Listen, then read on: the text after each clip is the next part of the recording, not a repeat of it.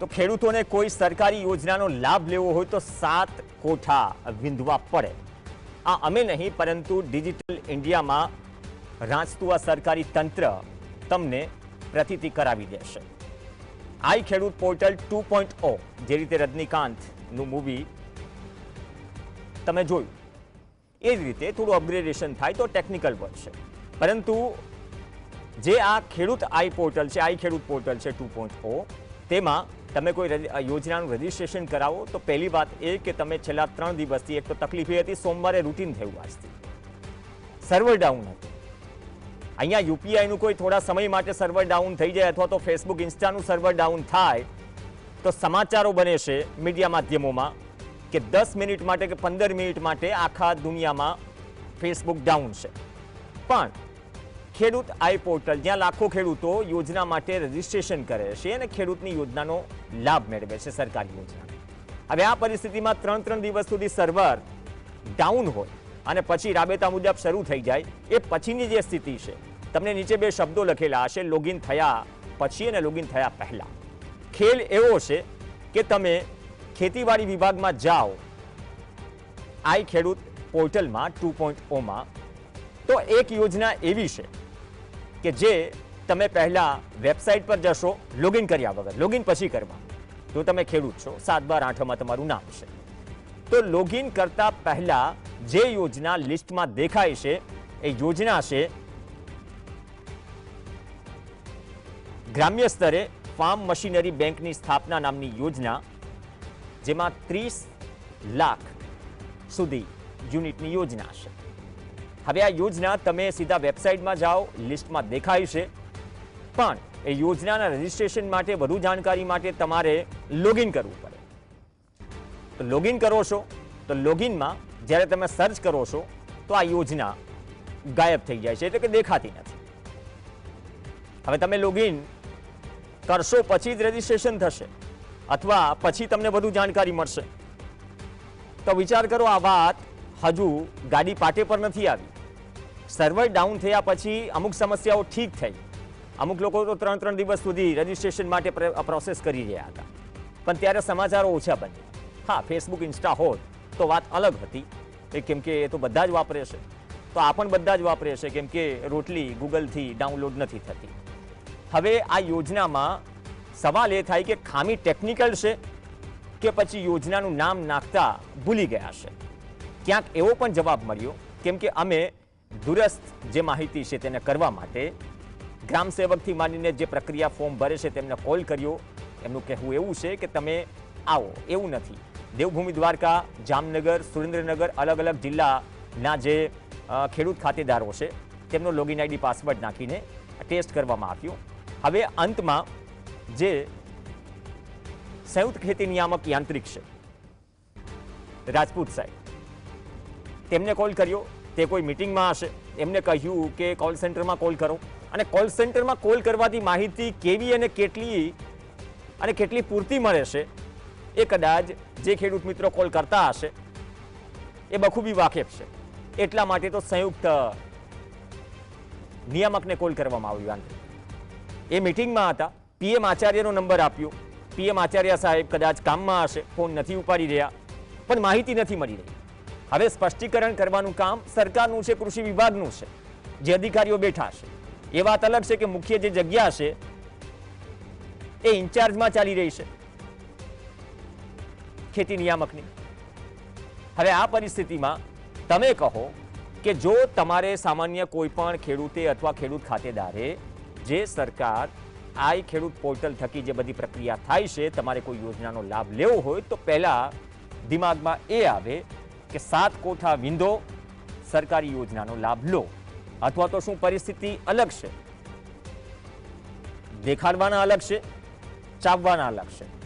હવે એ કિસ્સામાં ટેકનિકલ કારણ છે કે કારણ જુદું છે, એ ચર્ચાનો વિષય છે અને સવાલ સીધો કૃષિ વિભાગને છે। અપેક્ષા રાખીએ કે એનું સ્પષ્ટીકરણ કરે। આમ તો કૃષિ મંત્રી બખૂબી નિખાલસતાથી સમસ્યાઓ તો સ્વીકારી લે છે, પણ કદાચ થોડી ટકોર કરે તો ટેકનિકલ સમસ્યા રોજે રોજ ન ફેસ કરવી પડે। પૂર્વ કૃષિ અધિકારી મધુભાઈ ધોરાજી આપણી સાથે જોડાઈ ગયા છે। મધુભાઈ ધોરાજીયા, આ તો 7 કોઠા વિંધવા જેવી સ્થિતિ થઈ, આ એક યોજના છે. અમે 3 અલગ અલગ જિલ્લાના જે ખેડૂતો છે તેમના લોગિન પાસવર્ડથી પ્રયત્ન કર્યો. ગઈકાલ આજ સવારની એક દિમાગમાં કિસ્સો આવ્યો કે આ પ્રકારની સ્થિતિ છે, તો અમે પહેલાં એક જવાબદાર માધ્યમ તરીકે પહેલાં થોડી R&D કરીએ છીએ, એવું નથી કંઈ પણ બોલી દઈએ. તો હવે આ સ્થિતિ થઈ છે. હવે આમાં ખરેખર 7 કોઠા વિંધવા જેવું છે કે દેખાડવાના અલગ છે, ચાવવાના અલગ છે? કેમ કે એક જગ્યાએ ગ્રામસેવકે એવો પણ જવાબ આપ્યો કે આ જૂથ માટે છે. હવે તમે શો કરો છો, દેખાય છે લિસ્ટમાં, તો પછી વધુ માહિતી માટે અથવા રજીસ્ટ્રેશન માટે વિકલ્પ તો મળવો જોઈએ ને. કેમ કે 15 મે એટલે કે હજુ 10 દિવસ તમે રજીસ્ટ્રેશન કરી શકો છો. આ છે શું બધું? પ્રવીણભાઈ, આજે જે ખેડૂતો પુત્રને જે આજે ધોરણ 12 ની અંદર જે સફળતા પ્રાપ્ત કરી છે એ બદલ ખેડૂત પુત્રોને ખૂબ ખૂબ અભિનંદન, શુભેચ્છાઓ. હવે આપે જે આ ખેડૂત મશીનરી માટે જે આપણે જે ખેડૂતોને પ્રશ્નો હોય છે તે આપણે ઉઠાવતા હોઈએ છીએ.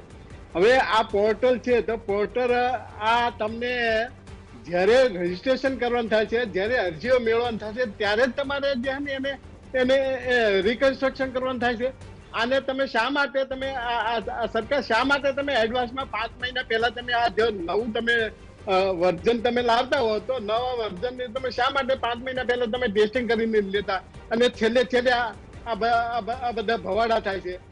આજે 24 ખેડૂતોને 24 તારીખે જાહેર કરે કે 24 તારીખે આ ખેડૂતો પર પોર્ટલ ઉપર અરજીઓ કરી શકશે અને 24 તારીખને બદલે આજે 5 તારીખ થઈ. જો 5 તારીખ સુધીમાં આજે અરજીઓ ન થઈ શકતી હોય તો આ સરકારના અધિકારીઓ કરે છે શું? ખરેખર આ ટાઈમ છે તમારે જે ટેસ્ટિંગ કરવાનો? આ બધું ટેસ્ટિંગ કરીને અને પછી જે ખરેખર નવું જે કંઈ વર્તન હોય એ અપડેટ આપણે કરવું જોઈએ, અને તો જ ખેડૂતોને જે પ્રશ્નો આપણે નિવારી શકાય. અને આજે જે ખેડૂતો જે ફોન કરે તો ફોન પર ઉઠાવવા નહીં, આ કઈ પ્રકારનું છે? આજે આ એક આપણે એમ કહીએ છીએ કે તમે એજન્ડા લઈને આવ્યો છે. અમે આ મુખ્યમંત્રી શ્રી આ ખેડૂતોને એજન્ડા છે. જ્યાં જ્યાં પ્રશ્નો હશે ત્યાં જનતાના પ્રશ્નો હશે ત્યાં એજન્ડા જ બનવાનો છે. એટલે આ તમે ખરેખર તમે આ પ્રક્રિયા ઉપર ધ્યાન આપવું ખાસ જરૂરી છે. આવા જે ઘટક હોય, જે ઘણા ઘટકો છે કે જે ઘટક એ ખરેખર નામ પૂછતા હોય છે અને યોજનાની અંદર તમે લાંબા લિસ્ટ કરીને તમે ચાલુ રાખો છો અને ખરેખર વાસ્તવિક એનું ઓપરેશન થતું નથી, ઓપરેશનની જે છે એ સહાય મળતી હોતી નથી. તો આવા ઘટકને પણ રિમૂવ કરવા જોઈએ અને જેથી કરી ખેડૂતો અટવાય નહીં અને ખેડૂતોને એ ખરેખર એ સહાય મળી શકે. આ ખેતી બેંક અંદરની કેટલી સરસ યોજના છે કે મોંઘા સાધનો છે જે વિદેશોની અંદર જે સાધનો મશીનરી જે છે ફાર્મ મિકેનાઇઝેશન છે, આપણે જોઈએ છીએ, આપણે દરેક જે વોટ્સએપ ને કે જે કઈ રીલ્સ ની અંદર આપણે જોતા હોઈએ છીએ. જો આપણો ખેડૂત જે છે એ મોંઘા સાધનો આજે અપનાવવા આજે સક્ષમ નથી, તો આ યોજના એક ક્લસ્ટર બેઝ ઉપર એ બનાવવામાં આવી. મોટા ગામ હોય તો ત્યાં પણ બનાવી કે બધા ખેડૂતો ભેગા, કારણ કે એક 30 લાખ 50 લાખનું સાધન હોય તો એ સાધન આજે ખેડૂતો પોતે વસાવી શકે તેમ નથી. અને ફક્ત દાખલા તરીકે આપણે મગફળીનો આપણે દાખલો લઈએ તો મગફળીની સિઝન કાઢવાની સિઝન ફક્ત ખાલી 1 મહિનો છે. તો મગફળીને કાઢવાથી માંડી અને દોડવા છૂટા પાડવાથી માંડી બધી પ્રક્રિયા કરી અને ખેડૂતોને 24 કલાકની અંદર ઘરમાં આવી જાય. તો આવું સાધન હોય તો આ સાધનથી ગમે તેવું દુષ્કર આપણે વાતાવરણ હોય ગમે તે તો એની અંદર તમે તાત્કાલિક ખેડૂતોના ઘરની અંદર આવી જાય. હવે આ સાધનની એક ક્ષમતા કેટલી?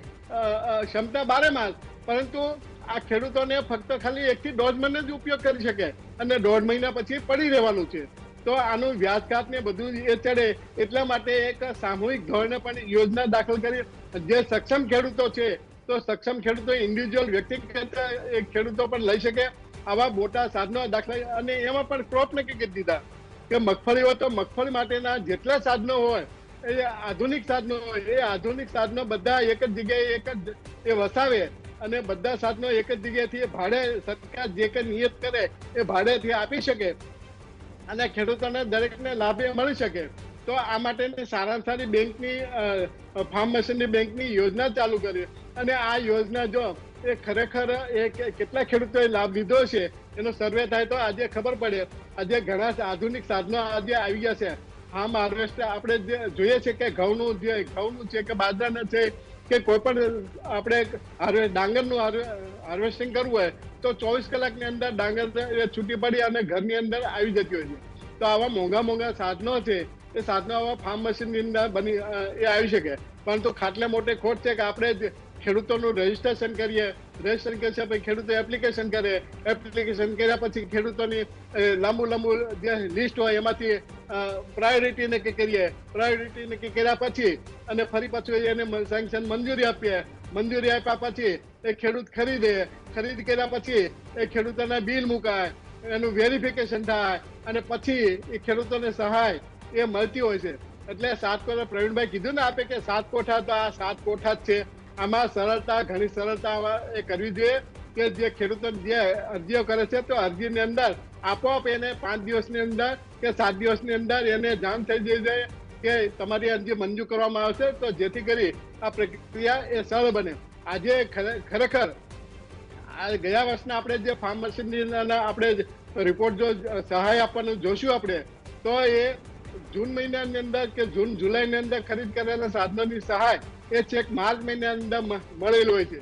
તો આવું એ ખરેખર આ મુખ્યમંત્રીશ્રીએ અને કૃષિ મંત્રીશ્રીએ ખેડૂતોને જો ખરેખર એ સહાય કરવા માંગતા હોય તો આવા જે 7 કોઠા છે, 7 કોઠાને બદલે 1-2 કોઠા રાખી અને ખેડૂતોને એ ઝડપથી એ સહાય મળે અને ખેડૂતો પર એ વ્યાજનો બોજો ઓછો આવે એવી પ્રક્રિયા આજે એ ખરેખર કરવી જોઈએ.